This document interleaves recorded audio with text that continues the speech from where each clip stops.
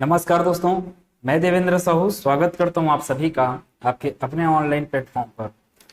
दोस्तों, पिछले क्लास में हम लोग सर्वनाम पे चर्चा किए, सर्वनाम के प्रकारों के बारे में डिस्कस किए हैं, ठीक है। और आज हम लोग उसी सर्वनाम पे आधारित कुछ कुछ प्रश्नों को देखेंगे जो एग्जाम में आए हुए हैं। ऐसा नहीं है कि यही 7 प्रश्न एग्जाम में आए, इसके अलावा और भी प्रश्न है। मेरा काम ये रहता है कि आपको अध्याय की सारी बातें बताकर उसके बाद परीक्षा में प्रश्न कैसे आते हैं आपको ऑप्शन देखकर ऑप्शन में कौन सा ऑप्शन सही है उसको कैसे सिलेक्ट करना है, इस चीज का मैं बोध कराने का प्रयास करता हूं, ठीक है। तो क्लास को इससे स्टार्ट करता हूं मैं, परीक्षा में जो प्रश्न आए हुए हैं। इसके बाद हम लोग चलेंगे विकारी शब्द के दूसरे प्रकार में। अच्छा, दूसरा प्रकार में क्यों बोल रहा हूं इसको, क्योंकि विकारी शब्द के 4 प्रकार होते हैं। एक तो है संज्ञा, सर्वनाम, विशेषण और क्रिया, जिसमें से संज्ञा और क्रिया हो चुका है, ठीक है। मैंने सर कराए हैं संज्ञा और क्रिया को। हम पिछले क्लास में डिस्कस किए सर्वनाम को, इस क्लास में हम डिस्कस करेंगे विशेषण को, और इसके आगे की क्लास में भी विशेषण के प्रकार पे ही चर्चा रहेगा, ठीक है। तो क्लास स्टार्ट करते हैं जी प्रश्न के साथ। इससे पहले के क्लास में आप पूरा अगर अच्छे से नोट्स बनाए हुए हो और उसको पढ़ के अभी बैठे हुए हो तो फिर यहां से आपको प्रश्न हल होने लग जाएंगे। देखते क्या लिखा है। मुझे किस प्रकार का सर्वनाम है। मुझे ऑप्शन दिया है उत्तम पुरुष, मध्यम पुरुष, अन्य पुरुष और नन ऑफ द एबो। मुझे किस में आता था, जब वक्ता अपनी बात करता था, ठीक है। जब वक्ता अपनी बात करेगा तब वहां पे क्या आता है, मैं। वक्ता अपने लोगों के लिए बात करेगा तब वहां पे आता है हम। तो ये सब क्या है, मैं हो गया, मुझे हो गया, हम क्या हो गए, सर्वनाम हुए। वक्ता जब अपने लिए सर्वनाम का उपयोग करता है तब वहां पे कौन सा पुरुष होता है, उत्तम पुरुषवाचक सर्वनाम होता है। वक्ता आपके लिए, मैं वक्ता हूं, मैं अगर आपके लिए बात करूं तो फिर वहां पे क्या आएगा, मध्यम पुरुषवाचक सर्वनाम। जबकि हम दोनों मिलकर किसी तीसरे की बात करें, वह, ठीक है, तो वह, वे, ये सब क्या हो जाएंगे, अन्य पुरुषवाचक सर्वनाम। ध्यान रखिएगा, मध्यम पुरुषवाचक सर्वनाम में आप आता है और वैसे निजवाचक सर्वनाम में भी आप आता है। लेकिन निजवाचक सर्वनाम में जो आप सर्वनाम है वह निजता का भाव प्रकट करता है, जबकि जो मध्यम पुरुषवाचक सर्वनाम में जो आप आता है वह एक आदर सूचक शब्द के साथ, आदर सूचक शब्द को क्या करता है, इंगित करता है, ठीक है। अब ये क्या हुआ, यहाँ पे अपना आंसर क्या होगा, मुझे है तो कौन सा है, उत्तम पुरुषवाचक सर्वनाम। अभी बताइए इसको। वह बालक रोता है, वह बालक रोता है, तो वह बालक रोता है तो क्या है, सर्वनाम है। वह क्या है, इसमें सर्वनाम है। कहा है ऑप्शन, संज्ञा, क्रिया, विशेषण, नन ऑफ द एबो। तो यहाँ पे आंसर क्या आएगा, नन ऑफ द एबो, ठीक है। बालक क्या हो गया, एक जातिवाचक संज्ञा हुआ, ठीक है। बालक क्या हो गया, एक जातिवाचक संज्ञा। रोता क्या हुआ, क्रिया। अब रोता क्रिया नहीं है, रोने से रोता बना, इसलिए रोना क्या हो गया, क्रिया, ठीक है। जो परिश्रम करेगा वह सफल होगा, तो जो परिश्रम करेगा वही सफल होगा। कौन सा है, संबंधवाचक सर्वनाम। जो, जिसे, जिनके, ये सब किसके लिए आते हैं, संबंधवाचक सर्वनाम। संबंधवाचक सर्वनाम ऑप्शन नंबर डी। निम्न में सर्वनाम का उदाहरण है, जेठ, प्रिय, आप, देवी, ठीक है। तो जेठ और देवी तो क्या हो गए, जातिवाचक संज्ञा के उदाहरण हो गए, जेठ और देवी। जबकि प्रिय, प्रिय क्या हो गया, एक विशेषण। आम प्रिय है, ठीक है, मतलब आम अच्छा लगता है वाली बात है, तो प्रिय क्या हो गया, विशेषण के लिए है। आप क्या आएगा, आप ही बचा है। और निम्न में सर्वनाम का उदाहरण बोला है। अब यहाँ पे देखिए आप लिखा हुआ है, तो अभी मैं बताया कि आप क्या है, मध्यम पुरुषवाचक सर्वनाम में भी आता है आप, और यहां पर आप आया है, तो यहां पर एक और है निजवाचक सर्वनाम। तो दोनों सर्वनाम का उदाहरण कौन होता है, आप। लेकिन मान लो अब आपको एग्जाम में, ध्यान दीजिएगा मैं क्या बोल रहा हूं, मान लो एग्जाम में आपको दे दिया कि आप किस सर्वनाम का उदाहरण है, तो आपको हमेशा लगाना है निजवाचक सर्वनाम। अगर वहां पे मध्यम पुरुषवाचक सर्वनाम भी लिखा हुआ है ऑप्शन में, तो मध्यम को मत लगाइएगा, आप निजवाचक सर्वनाम का उदाहरण हैं। लेकिन निजवाचक सर्वनाम दिया ही नहीं है, तब जो परीक्षा लेने वाला है वो आपसे यही जानने का प्रयास कर रहे हैं कि आपको पता है कि नहीं पता है कि आप शब्द मध्यम पुरुषवाचक सर्वनाम का भी उदाहरण है करके। ठीक है, उम्मीद है क्या बोला समझ में आया होगा। क्या बोले अभी यहाँ पे फिलहाल आप ही क्या है, यहाँ पे चौथे प्रश्न का उत्तर होगा कि किस सर्वनाम का उदाहरण है, सॉरी आप ही क्या है सर्वनाम है। चारों ऑप्शन में इनमें से कौन सा शब्द सर्वनाम है, कौन सा शब्द सर्वनाम है? तो पहला तिगुना, ये क्या होंगे, विशेषण होंगे, आगे पढ़ोगे उसको। सब ये भी क्या होगा आपका विशेषण, अनिश्चयवाचक विशेषण के लिए आएगा। इनमें से कौन सा शब्द सर्वनाम है? तो कौन सा शब्द है? कौन आया, अनिश्चयवाचक सर्वनाम, पता नहीं ना कौन आया, लेकिन कोई तो आया होगा। ठीक है, तो ये क्या हो गया, अनिश्चयवाचक सर्वनाम का एक उदाहरण है। इस प्रश्न में यही बस पूछा कि अच्छा ये तो है, इनमें से कौन सा शब्द सर्वनाम है? तो कौन सा शब्द सर्वनाम है यहाँ पे? कौन है। कौन सा शब्द सर्वनाम नहीं है? छठवां प्रश्न, कुछ, कौन, क्या। तो यहाँ पे कौन और क्या जो दिख रहा है वो क्या है? अच्छा, यहाँ पे मैं निश्चय बोल दिया था क्या? ठीक है, यहाँ पर क्या आएगा? कौन मतलब कि आप प्रश्न कर रहे हो ना। ठीक है, तो एक है कि प्रश्न के रूप में भी आएगा। कौन किसके रूप में आएगा बोल रहा हूं, प्रश्न के रूप में भी आ सकता है। और अगर इसको बोला जाए कि कौन आया, आपको निश्चित नहीं पता है कि ये कौन आया है, तो यहाँ पर क्या आएगा? अनिश्चयवाचक सर्वनाम तो आएगा। ठीक, अब आपको नहीं दिया है ऑप्शन में अनिश्चयवाचक सर्वनाम, तो वहां पे क्या आ जाएगा? प्रश्नवाचक सर्वनाम, क्योंकि क्या चीज है, वहां पे प्रश्न किया जा रहा है। इसमें क्या है, इस प्रश्न में, छठवें प्रश्न में कौन सा शब्द सर्वनाम नहीं है? तो सर्वनाम नहीं है, कौन सा शब्द दिख रहा है? ऑप्शन नंबर डी, इधर सर्वनाम थोड़ी है। ठीक है, अब चलते हैं निजवाचक सर्वनाम का प्रयोग हुआ है, तो कौन से ऑप्शन में निजवाचक सर्वनाम का प्रयोग हुआ है? तो निजवाचक मतलब कि निजता का बोध कराएगा। ठीक है, स्वयं सूचक शब्द आप। अब आप देखोगे यहाँ पे कि अपनों से क्या छुपाना, तो ये अपनों मतलब वहां पे निजता का परिचय नहीं हो रहा है, जबकि यहाँ पे देखोगे आप ऑप्शन नंबर सी में, मैं आप ही चला आता मतलब कि मैं अपने आप वह काम करूंगा। तो जहां पे अपने आप काम करने का बोध होगा वहां पर क्या होगा? निजवाचक सर्वनाम होता है। तो मैं आप ही चले जाता में आप क्या हो गया? निजवाचक सर्वनाम हुआ।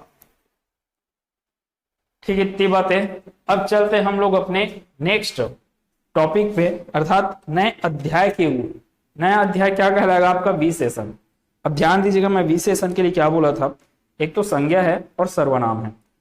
संज्ञा और सर्वनाम की विशेषता बताने वाले विकारी शब्द, क्योंकि विकारी शब्द ही हैं ये, विशेषता बताने वाले विकारी शब्द को क्या कहा जाता है? विशेषण कहा जाता है। विशेषण की भी विशेषता बताने वाले शब्द को क्या बोलते हैं? प्रविशेषण कहते हैं। ठीक है, जबकि क्रिया की विशेषता बताने वाला क्या कहलाता है? क्रिया विशेषण। ठीक है, इतनी बातें। अब हुआ तो ये बात की विशेषण, अब विशेष्य और विशेषक पे भी डिस्कस करते हैं। तो मैं एक एग्जांपल लिखता हूं यहाँ पे कि सीता बहुत सुंदर है। सीता बहुत सुंदर है, सीता का विशेषता क्या बताया गया? सुंदर होना। तो सीता क्या है? सीता तो संज्ञा है। ठीक है, सीता का सुंदर होना क्या हो गया?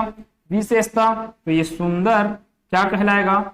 विशेषण, है ना। किसकी विशेषता बता रहा है ये सुंदर शब्द? सीता की विशेषता। सीता क्या है? संज्ञा। संज्ञा की विशेषता बताने वाले शब्द को क्या कहते हैं? विशेषण। अब विशेषण की भी विशेषता बताने वाला शब्द सुंदर तो है, लेकिन कितनी सुंदर है? तो बहुत सुंदर है। तो ये जो बहुत शब्द आया है ये क्या होगा? प्रविशेषण होगा। ठीक, इतनी बातें। संज्ञा हो गया सीता, सुंदर हो गया क्या चीज? विशेषण, बहुत क्या हो गया यहाँ पे? प्रविशेषण। तो अब बात है विशेषक और विशेष्य किसको कहते हैं। विशेषक मतलब विशेषण बताने वाला, ध्यान दीजिएगा। जैसे भाजक बोलते हो ना आप लोग, भाजक मतलब कि भाग देने वाला, मारक मतलब कि मारने वाला, विशेषक मतलब कि विशेषण बताने वाला, मतलब विशेषता बताने वाला, विशेषक मतलब कि विशेषता बताने वाला।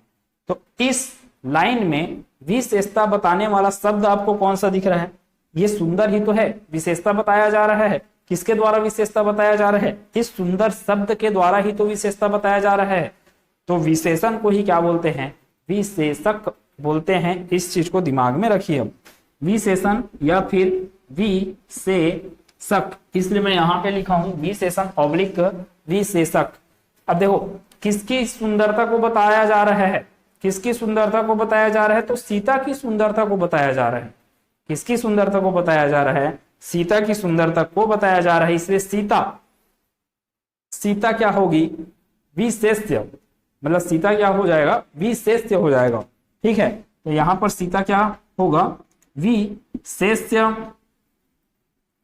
विशेषण होगा सुंदर, या फिर विशेषक होगा, बहुत बहुत क्या है, प्रविशेषण होगा। ठीक, इतनी बातें। अब चलते हैं हम लोग पूरे विशेषण को विस्तार से चर्चा करते हैं। तो विशेषण या फिर विशेषक किसको कहते हैं हम लोग, कि संज्ञा या सर्वनाम की विशेषता बताने वाला विकारी शब्द क्या कहलाता है, विशेषण या विशेषक कहलाता है। जिसकी विशेषता बताई जाए, जिसकी विशेषता बताई जाए वह क्या कहलाएगा, विशेष्य कहलाएगा। ठीक है, जो विशेषता बताता है वह क्या है, विशेषक। अभी वो डिस्कस किए इन सब चीजों को। अब देखो विशेषण, और यहां पब्लिक में लिखूं मैं क्रिया विशेषण, क्रिया की विशेषता बताने वाला क्रिया विशेषण। ठीक है, संज्ञा या सर्वनाम की विशेषता बताने वाला विशेषण, विशेषण की भी विशेषता बताएगा वह प्रविशेषण। लेकिन जो क्रिया विशेषण की भी विशेषता बताता है उसको भी हम क्या बोलते हैं, प्रविशेषण ही बोलते हैं। इसलिए क्या लिखूं मैं यहाँ पे, कि विशेषण ऑब्लिक क्रिया विशेषण की विशेषता बताने वाला क्या कहलाता है, प्रविशेषण कहलाता है। अब इसके 5 प्रकार हैं, बुक में दिया होगा 4 प्रकार, आपको दिमाग में रखना है कि 5 प्रकार होते हैं। इस व्यक्तिवाचक विशेषण को प्रकार में नहीं लिया गया होगा कई बुक। ठीक है, पहला प्रकार है गुणवाचक विशेषण, दूसरा है संख्यावाचक विशेषण, तीसरा परिमाणवाचक। अब परिमाण और परिणाम अलग अलग चीज होते हैं। परिमाण मतलब कि मात्रा का बोध हो जिससे, परिमाण मतलब कि मात्रा का बोध हो जिससे, 2 किलो शक्कर, वहां पर परिमाण का बोध हुआ। ठीक है, अब परिणाम, परिणाम मतलब कि क्या है, 76% से मैं पास हो गया। तो आप क्या कर रहे हो, रिजल्ट बता रहे हो, तो रिजल्ट बताने के लिए परिमाण वाचक होता है, जबकि मात्रा बताने के लिए क्या होता है, परिमाण। ठीक है, इन दोनों शब्दों पे ध्यान दीजिएगा।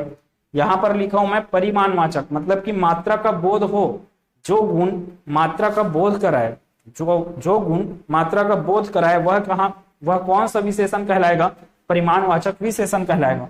वैसे सार्वनामिक या संकेतवाचक विशेषण, सार्वनामिक या संकेतवाचक विशेषण, फिर है व्यक्तिवाचक विशेषण। अब इसको क्रम से हम डिस्कस करते हैं। अगले क्लास में हम लोग आज 2 प्रकार को करेंगे, अगले क्लास में 3, 4 और 5 प्रकार के बारे में डिस्कस करेंगे। फिर उसके बाद इससे संबंधित जो प्रश्न आए एग्जाम में उसको भी डिस्कस करेंगे। और ये एक चीज को ख्याल रखिएगा, निम्न में से विकारी शब्द नहीं है करके आपको एग्जाम में पूछा जाता है। अब मैं बताया कि आपको संज्ञा सर्वनाम विशेषण और क्रिया, ठीक है, संज्ञा सर्वनाम विशेषण और क्रिया, ये 4 क्या हैं, विकारी शब्द हैं। तो इसको अच्छे से ध्यान दीजिएगा। और आपको एग्जाम में वैसे करेगा, इन तीनों में से कोई एक, इन तीनों ऑप्शन को रखेगा वहां पे, और कोई एक अलग ऑप्शन आपको देगा डी करके। तो उस चीज को ध्यान रखिएगा, विकारी शब्द क्या है, कौन कौन से विकारी शब्द होते हैं। फिर गुणवाचक विशेषण किसको कहते हैं, जिन शब्दों द्वारा संज्ञा या सर्वनाम के गुण दोषों का निर्धारण होता है वह क्या कहलाएंगे, गुणवाचक विशेषण कहलाएंगे। मैं बोला था कि मैं काला हूं, है ना। ये उदाहरण मैं पिछले क्लास में भी दिया, मैं काला हूं तो मैं कैसा हूं, मैं काला हूं, तो मेरी विशेषता क्या है, काला होना। काला क्या है, एक रंग है, ठीक है, काला क्या है, एक रंग है। तो ये क्या बता रहा है, मेरे गुण को ही तो बता रहा है, किस रूप के गुण को बता रहा है, तो ये बता रहा है मेरे रूप सूचक गुण को बता रहा है कि मेरा रूप कैसा है, मेरा रंग कैसा है। समझ में आया क्या इतनी बातें। अब यहां पर या तो फिर गुणवाचक विशेषण में जो शब्द आएगा, है ना, जो विशेषक आएगा, अर्थात विशेषण जो आएगा वह या तो गुण भाव को इंगित करेगा, या दोष भाव को, या रंग रूप आकार अवस्था स्वाद स्पर्श दशा स्थान काल, इन सब भावों को व्यक्त करेगा। ठीक है, अब जैसे कि मैं यहाँ पे इतने सारे उदाहरण लिया हूं, उससे मैं समझाने का प्रयास करता हूं। देखिए यहां पर लिखा है काला घोड़ा। काला घोड़ा, घोड़ा कैसा है, तो घोड़ा है काला, ठीक है। अब देखो मैं यहाँ पे इस काला को मैं हटा दूं, इस काला को मैं हटा दूं तो घोड़ा दिख रहा है आपको। तो घोड़ा क्या हुआ, घोड़ा क्या है आपका, घोड़ा बोलने का अर्थ ये हुआ कि कई प्रकार के घोड़े, काले घोड़े भी हो सकते हैं, सफेद घोड़े भी हो सकते हैं। लेकिन आप अगर काला घोड़ा बोल रहे हो, इसका अर्थ क्या है, आप अर्थ को क्या कर रहे हो, अब सीमित कर रहे हो। घोड़ा जातिवाचक संज्ञा का एक उदाहरण है, तो जातिवाचक संज्ञा के अर्थ को क्या करता है, सीमित करता है। कौन कौन, गुणवाचक विशेषण। घोड़ा के अर्थ को सीमित कर दिया, किस रूप में, काला घोड़ा के रूप में, काला के रूप में। ठीक, तो यहां पर जो काला आया है वह क्या हो गया, गुणवाचक विशेषण। मेधावी छात्र, मेधावी छात्र मतलब ब्रिलियंट स्टूडेंट है, कौन, कोई भी रहेगा, राम मेधावी छात्र है, तो मेधावी शब्द क्या हो गया, गुणवाचक विशेषण हुआ। सुरेश परिश्रमी लड़का है, सुरेश मेहनती लड़का है, सुरेश आलसी लड़का है। परिश्रमी बोल रहे हो आप, तब क्या बता रहे हो, गुण। अगर यहाँ पे आलसी बोलता तब क्या हो जाता, वही दोष हो जाता। ठीक, इतनी बात। सीता बहुत सुंदर है, अभी लिए थे उसको एग्जाम्पल में, सीता बहुत सुंदर है, ये भी क्या है, रूप। ठीक है, रूप के आधार पे गुण को बताए हो आप, तो सुंदर शब्द क्या हो गया, विशेषण। मोहन के हाथ में लंबी छड़ी है, मोहन के हाथ में कैसी छड़ी है, तो लंबी छड़ी, तो क्या बताया जा रहा है, छड़ी का आकार बताया जा रहा है। ठीक है, आकार का बोध हो रहा है, तो लंबी शब्द क्या हो गया, यहाँ पर विशेषण हो गया। आम कैसा है, तो आम मीठा है, मतलब कि ये मीठा क्या हुआ, आम की विशेषता को बता रहे हैं, तो मीठा क्या हो गया, विशेषण। मीठा हुआ विशेषण, किस रूप वाला विशेषण, तो वो हुआ स्वाद वाला विशेषण। ठीक है, यह खुरदुरा सतह है। अब किसी सरफेस को, किसी सतह को आप छुओगे तभी तो जानोगे कि वो चिकना है कि खुरदुरा है कि कैसा है। तो यहाँ पर जो खुरदुरा शब्द आया है वो क्या है, विशेषता। किसकी विशेषता है, यह। अच्छा, ये सर्वनाम है ना, अब यह, ठीक है, यह खुरदुरा सतह है, तो यह की विशेषता है। आप जिस टेबल या कुर्सी जिसकी भी बात कर रहे हो, तो उसकी सतह के बारे में अगर बात कर रहे हो तो उसकी विशेषता क्या है, खुरदुरा होना। खुरदुरा होना कैसे पता चला, स्पर्श करके ही तो पता चला है, तो ये क्या हो गया, खुरदुरा विशेषण हो गया। ठीक है, यह पुराने जमाने का आदमी है, पुराने जमाने का या प्राचीन समय का, अर्थात यहाँ पे क्या हो रहा है, काल का बोध हो रहा है। तो यहाँ पर जो शब्द आया पुराने, ये भी विशेषण। वैसी अवस्था का बोध होगा, यहाँ पे गर्म पानी है, गर्म पानी है ना, ठोस अवस्था की, तरल अवस्था, गैस अवस्था, इन सब भी का बोध होगा।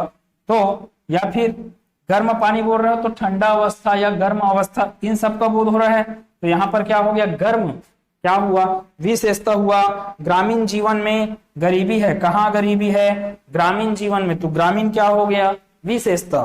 ठीक है, यह दैनिक अखबार है, कौन सा अखबार है, दैनिक अखबार, तो दैनिक क्या हो गया, फिर यहाँ पे विशेषता। देखिए सरल टॉपिक है, आप एक बार पढ़ रहे हो, दो बार पढ़ो, फिर ये खत्म है। ठीक है, एग्जाम, और ये क्या है, एक साथ जल्दी जल्दी पढ़ाया जाता है, संज्ञा, सर्वनाम, विशेषण और क्रिया विशेषण। ध्यान दीजिएगा, यहाँ पे अपने को कैसे कैसे प्रश्नों को हल करना है वो ज्यादा इंपॉर्टेंट है। ठीक है, आगे चलते हैं। आगे क्या है अपने पास, संख्यावाचक विशेषण। पहला हो गया आपका गुणवाचक विशेषण, दूसरा संख्यावाचक विशेषण। अब संख्यावाचक विशेषण मतलब कि ऐसा शब्द जो जो वाक्य में संख्या के रूप में विशेषता बताए। ठीक है, वाक्य के रूप में संख्या के रूप में विशेषता बताए। अब ये बात की संख्यावाचक विशेषण विशेषण दो प्रकार के होते हैं, एक तो होंगे निश्चित संख्यावाचक, एक होंगे अनिश्चित संख्यावाचक। जैसे कि यहाँ पर उदाहरण है कि कुछ देर बाद हम चले गए। कितने देर बाद गए? कुछ देर बाद। तो भाई आप कितने देर बाद गए हो उसको एग्जैक्ट आप जब नहीं बता पा रहे हो तो वहां पे जो शब्द आया कुछ, यहाँ पे शब्द आया काफी समय तक। कितने समय तक? काफी समय तक, पता नहीं कितने समय तक, लेकिन काफी समय तक। तो काफी हो गया, कई हो गया, कुछ हो गया, ये सब आपको क्या बताएंगे? अनिश्चित अनिश्चित संख्या का बोध कराएंगे। इसलिए ये कुछ, काफी, कई, ये सब क्या हो जाएंगे? ये सब क्या हो जाएंगे? आपके अनिश्चित संख्यावाचक विशेषण के प्रकार हो जाएंगे। ठीक है, मैं आज कितना लिया हूं? तीन विशेषण के प्रकारों को लिया हूं। अगले क्लास में हम लोग दो प्रकारों पे और चर्चा करेंगे, फिर उसके प्रश्नों पे ध्यान देंगे। ठीक है, हम चलते हैं यहाँ पे निश्चित संख्यावाचक विशेषण। संख्यावाचक विशेषण क्या होता है? ऐसा विशेषण जो संख्या का बोध कराए, क्या कहलाएगा? संख्यावाचक विशेषण कहलाएगा। ठीक है, तो दो प्रकार हैं इसके भी। ये है आपका निश्चित संख्यावाचक विशेषण और अनिश्चित संख्यावाचक विशेषण। निश्चित के अंतर्गत में यहां मैं 6 प्रकार लिखा हूं। पहला गणनावाचक। अब गणनावाचक है तो गणनावाचक के भी 2 प्रकार हैं, एक तो अपूर्ण है, एक है पूर्ण है। अब मैं बोलूंगा जाकर कि 2 किलो आलू दीजिए, 2 किलो आलू दीजिए। तो 2 शब्द क्या है? एक पूर्ण संख्या को इंगित करता है, जबकि मैं जाके बोला 1.5 किलो आलू दीजिए, तब वो 1.5 पूर्ण नहीं है ना, क्योंकि 1 और आधा है ना वो, तो पूरा कहाँ हुआ वो? तो अपूर्ण संख्यावाचक विशेषण आएगा। और क्या आएगा? अपूर्ण संख्यावाचक विशेषण और पूर्ण संख्यावाचक विशेषण, जिसके उदाहरण मैं यहाँ पे लिखा हूं आधा पाव अंगूर। तो यहाँ पर जो लिखा हुआ है आधा पाव, ये क्या हो गया? आधा क्या हो गया? अंगूर। 1.5 क्या हो गया? सॉरी, आधा क्या हो गया? अपूर्ण संख्यावाचक। वैसे 1.5 क्या हो गया? अपूर्ण संख्यावाचक। यहाँ पर 4 और यहाँ पर 3, ये दोनों क्या हो गए? पूर्ण संख्यावाचक विशेषण, अर्थात पूर्ण संख्या का बोध करा रहे हैं। ठीक है, फिर है दूसरा है क्रमबोधक विशेषण। क्रमबोधक विशेषण तो वस्तुओं के क्रम के अनुसार गणना का अगर बोध होगा, वस्तुओं के क्रम के अनुसार गणना का बोध, क्रम के अनुसार ना कि कौन पहला आया कौन दूसरा आया। ठीक है, तो प्रथम, द्वितीय, तृतीय, ये सब शब्द किसके उदाहरण होते हैं? वो होते हैं क्रमबोधक विशेषण के। ठीक है, क्रमबोधक संख्यावाचक विशेषण। ठीक है, क्रमबोधक संख्यावाचक विशेषण, सुरेश दौड़ में प्रथम आया, सीता अंतिम स्थान पर रही। तो इससे क्या पता चला? क्रम पे ही तो पता चला। आवृत्ति बोधक, जब आवृत्ति बोधक वाला पढ़ रहे हैं, आवृत्ति बोधक के लिए क्या है? गुना के रूप में चलेगा। मैं आपसे 4 गुना बुद्धिमान हूं अगर बोल रहा हूं, अगर इस बात तो मैं तुलना कर रहा हूं ना यहाँ पे, मतलब यहाँ पे क्या आएगा? तुलना का भाव आएगा। ठीक है, तो यहाँ पे क्या हुआ? राम श्याम से 2 गुना कार्य करता है, सरगुजा की दूरी रायपुर से 3 गुनी है। तो यही है कि तुलनात्मक अनुपात का बोध होता है यहाँ पर। ठीक है, वही क्या होता है? आवृत्ति बोधक विशेषण। अब देखो, ये समुदाय बोधक विशेषण और समुच्चय बोधक विशेषण। समुदाय देखो 4 प्रकार, एक्चुअल में कितने होते हैं? 4 प्रकार होते हैं निश्चित संख्यावाचक विशेषण के। ये क्या 5वां और 6वां एग्जाम में ज्यादातर ये नहीं देते, लेकिन मान लो अगर समुदाय बोधक दिया तो उस टाइम समुच्चय बोधक नहीं देगा, समुच्चय बोधक दिया तो उस टाइम समुदाय बोधक नहीं देगा, क्योंकि आपको दोनों में छोटा सा अंतर ही है कि ये क्या करेगा? सिर्फ समूह का बोध कराएगा, जबकि ये समुच्चय क्या कराएगा? कि जोड़ों का बोध कराएगा, समूह के रूप में जोड़ों का बोध कराता है। ठीक है, देखते हैं क्या क्या है। समुदाय बोधक विशेषण में क्या होता है? समूह का बोध होता है। समूह का बोध कहां से हो रहा है? सब के सब। तो सब के सब जो मैं यहाँ पे लिखा वह क्या हो गया?